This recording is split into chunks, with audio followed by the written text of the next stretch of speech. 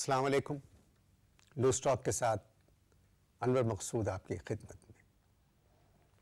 आज 8 अक्टूबर है।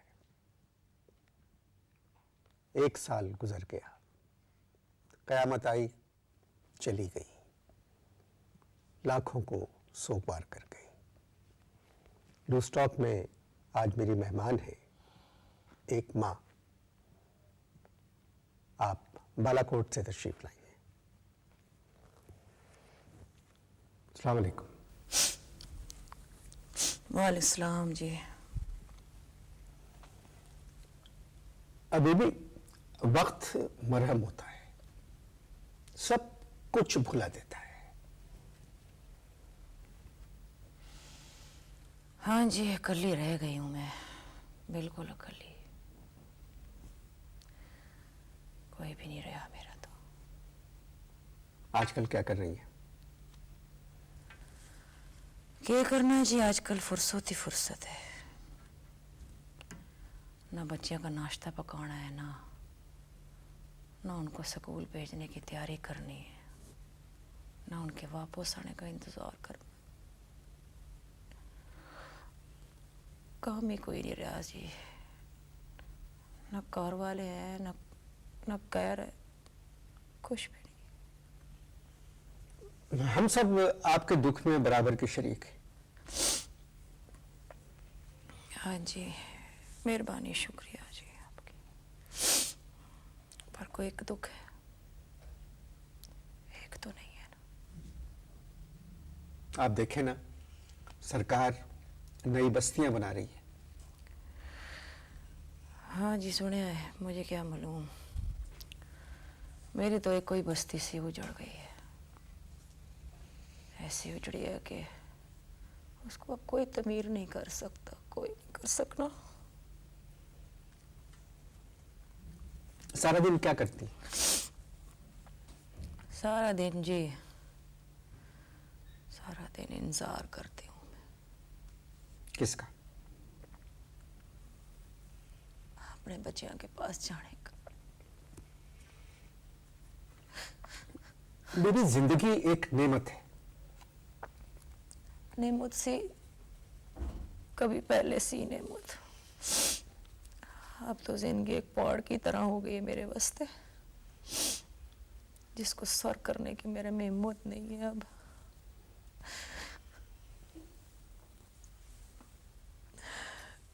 आपकी बातों से लग रहा है कि आप पढ़ी लिखी हैं।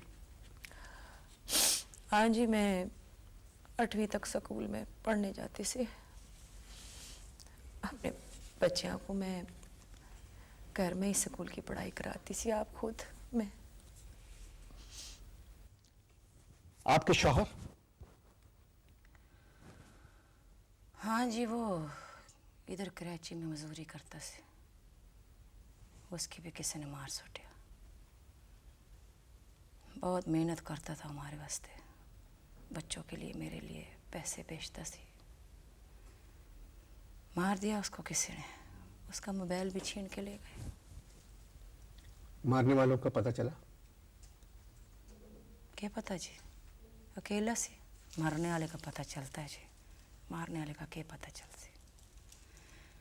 बहुत अच्छा सी मुराद खान, बहुत अच्छा, बहुत प्यार करता था हम लोगों से, दूर रह के भी बहुत नज़दीक था हमारे से।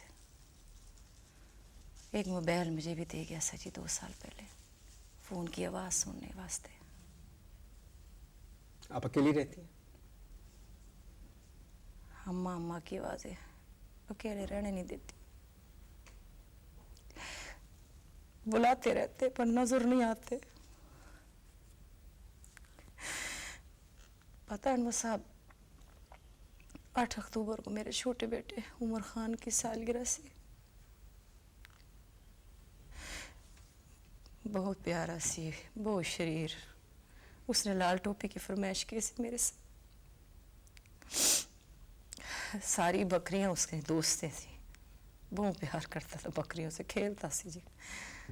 बकरियां उसी के हाथ से घास खाती थी और किसी से नहीं खाती थी।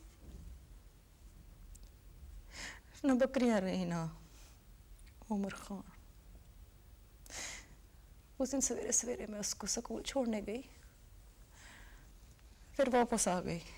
आगे कभी उधर ही बैठ जाती सी, उस दिन वापस आ गई। उसकी सैलग्रह सी ना, उसकी पसंद का हलवा बनाना सी मैंने।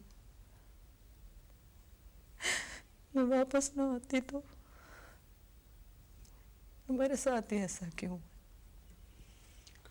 बीबी, आपके साथ आप अकेली नहीं हैं। ये क़यामत आपके इलाके के हर घर पे गुजरी है। हाँ जी, सही कैसे सारे कहर अपने, सारे अपने कहर से सब मिट गए। आपका घर तो सलामत रहा। खाली कहर को क्या सलामत कहना अनवर साहब, कोई भी नहीं रहा। कोई रिश्तेदार? क्या पता जी, मुझे क्या पता, कुछ याद ही नहीं है कोई जिंदा है कि नहीं, मैं क्या पता। गुफ्तगू जारी है, आप इश्तहार देखें।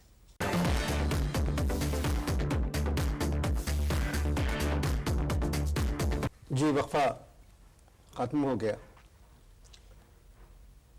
बीबी, आपके इलाके की तबाही ने एक बात तो सारी दुनिया को बता दी कि हम सब एक हैं। हाँ जी, बहुत अच्छी बात है जी, बहुत अच्छी बात है। पर इस बात के लिए इतनी बड़ी तबाही का इंतजार नहीं करना चाहिए था। पहले मौका नहीं मिला ऐसा कि जिससे पता चले कि हम सब एक हैं। जिस वक्त हादसा हुआ है जी, ये तो मेरे तो होश ही नहीं रहे सी। पर मुझे याद है कि उस वक्त सारे टेलीविज़न के कैमरे वाले लोग आते सी मेरे से, मेरे घर की तबाही, मेरे बच्चों के जाने के बारे में सवाल पूछते सी बार बार। कोई अजीब सा मुझको लगता था जी, एक तो दुनिया बर्बाद हो गई, ऊपर से सारे वकीलों की तरह सवाल जवाब कर रहे सी। कोई पूछ रहा सी बच्चा कैसे गया, कोई पूछ रहा सी मकान कैसे गया, कोई पूछ रहा सी तो किधर सी। मैं क्या बताती किसी को, पर मैं बहुत घबरा गई सी जी। मैं सोच रही सी जी, ये तो पढ़े लिखे लोग हैं, ये ऐसी बातें क्यों कर रहे हैं, पता नहीं क्यों ऐसी, मुझको तो कोई खबर नहीं। असल में इतने ज़्यादा चैनल्स हो गए टेलीविज़न के, तो उनमें आपस में मुकाबला शुरू हो गया था कि ज़लज़ले की तबाही कौन ज़्यादा दिखाता है, और कोई बात नहीं थी। पर हम लोग क्या करते जी, हम तो पढ़े थे बेबस, जो मर्जी आवे जो मर्जी पूछे हमारे से।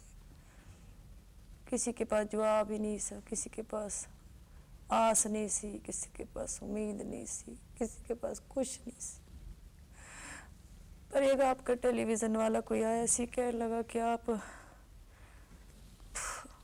छोड़ो, आप हमारे ड्रामे में काम करोगे। आपसे कहना? ऐसी बात मेरे से करके। कराची क्यों आई आप? कराची जी, मैं भीख मांगने नहीं आई हूँ। मेरा खामन मुराद खान इधर काम करता सी, तो उस कारखाने में उसका कुछ बकाया पैसा सी, वो लेने आई सी मैं। आपका घर दोबारा तामीर हो गया? हाँ जी, कुछ हो तो गया है थोड़ा बहुत। तो घर में अकेले कैसे गुजारा करेंगी? साथ वाले हमसाए बहुत अच्छे हैं, हमदर्द हैं, ख्याल करते हैं।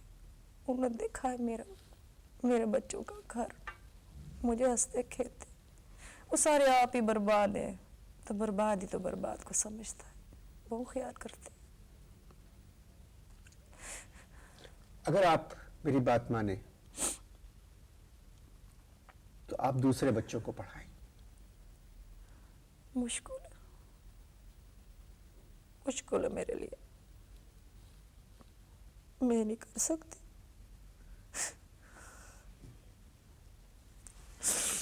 अपने बच्चों को खुद ही पढ़ाती सी ना मैं।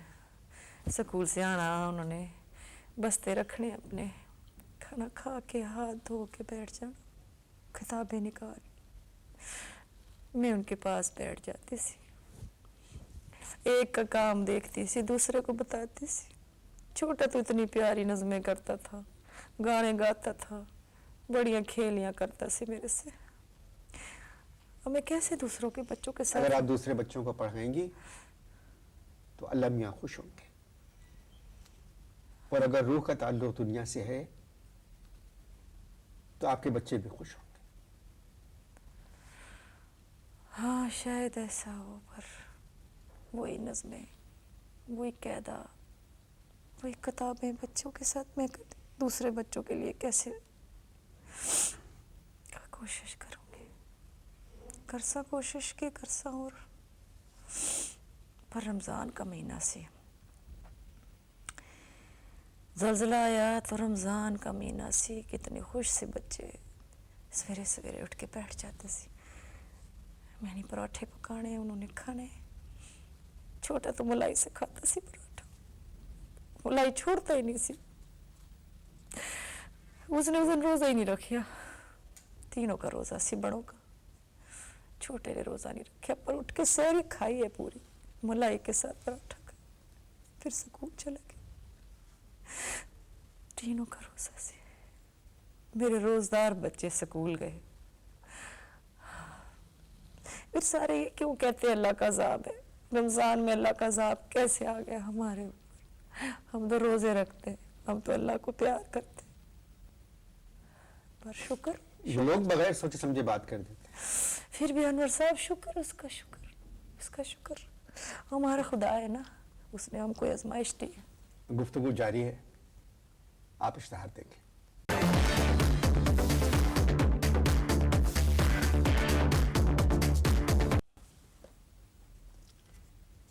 आप इनकी बातें सुन रहे हैं, जो कुछ इन लोगों पे बीत गई उसका अंदाज़ा ज़ाहिर है हम तो नहीं लगा सकते। जो लोग वहाँ थे, जो लोग वहाँ रह रहे हैं, उनको मालूम है कि कैसी क़यामत उन पे गुजर गई। मगर हमारा फ़र्ज़ यह है कि उनके घरों को, उनकी बस्तियों को, वो स्कूल, अस्पताल जितनी जल्दी हम तामीर करवा सकें। मतलब ये हमारी जिम्मेदारी नहीं, ये हमारा फ़र्ज़ है, उस काम को हमें मुकम्मल करना है। बीबी, पूरे मुल्क के लोगों से जो कुछ हो सका उन्होंने अपनी तरफ से तो किया। हाँ जी, बहुत मेहरबानी उनकी जी, बहुत मेहरबानी। अल्लाह उन पे अपना करम करे। मेरे घर भी बहुत से कपड़े आए थे, पर वो सब बच्चों के थे। पर अनवर साहब, हम गरीब सही, पर मैंने अपने बच्चों को कभी पुराने कपड़े नहीं पहनने दिए। जब भी मेरा मियाँ आता कराची से, अपने बच्चों के लिए नए कपड़े, नई चीज़ें लेके आता। रमज़ानों में 10 दिन की छुट्टी वास्ते आता सी, मेरे वास्ते बड़ी अच्छी अच्छी चीज़ें लाता सी, बहुत ख्याल रखता सी हमारा। 2 साल से जब से उसका इंतकाल हुआ है जी, तो जो मोबाइल मुझे दे गया था उसकी घंटी कभी भी नहीं बजती। कपड़े वगैरह तो आपको भी मिले होंगे? हाँ जी, जो कपड़े मेरे नाप के थे वो अजीब से जी, कुछ क्या बोलूँ, अब किसी की मेहरबानी है जी, उन्होंने भेजे सी, पर काटन की गरारे सी और वो मलमल की कमीज़ें सी। तो उधर तो आपको पता है सर्दी से हम लोग ठहर रहे थे, हम कैसे पहन सकते थे। तो कॉटन के गरारे और मलमल कुर्ते आपको किसने भेज दिए?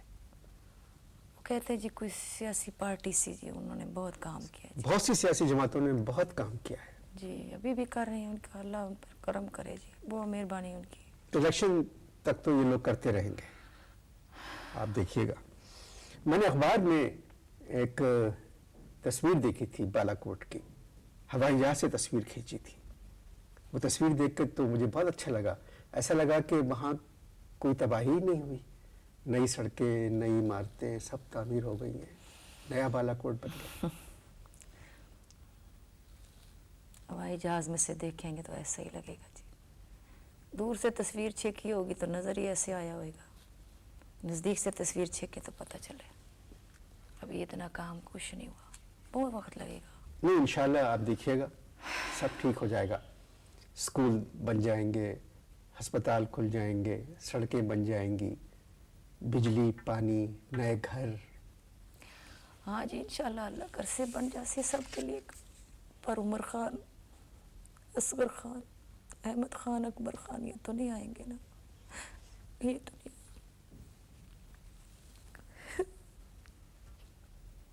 अल्लाह के कामों में हम क्या दखल करते हैं, उसकी मर्जी। उसकी मर्जी, शुक्र है उसकी ज़ात का शुक्र। इस काबुल समझो। मैं उस दिन के बाद से 8 अक्टूबर के बाद से ऐसी नामुराद में नमाज ही नहीं पढ़ सी, पर दिल ही नहीं करता, पता नहीं क्या हो गया।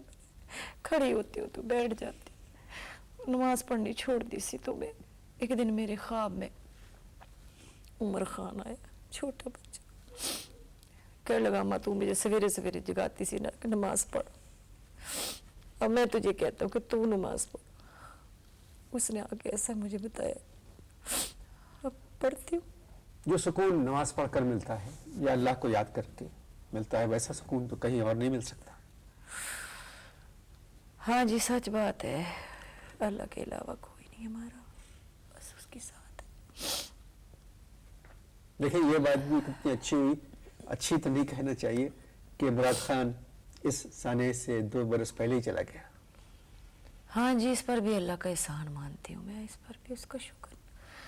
देखिए ना अगर 8 अक्टूबर को वो भी हमारे साथ होता तो इस वक्त 4 की जगह 5 का मातम करना पड़ता मुझे। इतना बड़ा सदमा दुगना हो जाता जी, दुगना। जब मुराद खान गया सी तो मेरे साथ बच्चे सी, हम मिल के रोए सी, हम मिल के रोते सी। अभी वो 5 जो चले जाए तो मेरे साथ कौन रोता, अकेली अकेली अकेली। पर अल्लाह की मर्जी अल्लाह की जी। मुराद खान था बहुत प्यारा इंसान, ऐसा खामंद अल्लाह मियां हर किसी को दे। उसके साथ जितना वक्त गुजरा जी बहुत अच्छा गुजरा।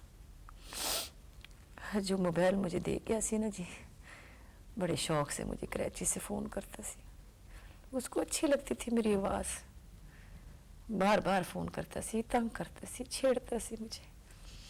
आने से पहले फ़ोन करता सी कि गाना सुना, तो मैं इसको सुनाती सी कि कराची से मेरी खातिर तुम आ जाना, कराची से मेरी खातिर तुम आ जाना, वो दिल पर जाना। क्या करूं इजाज़त दीजिए।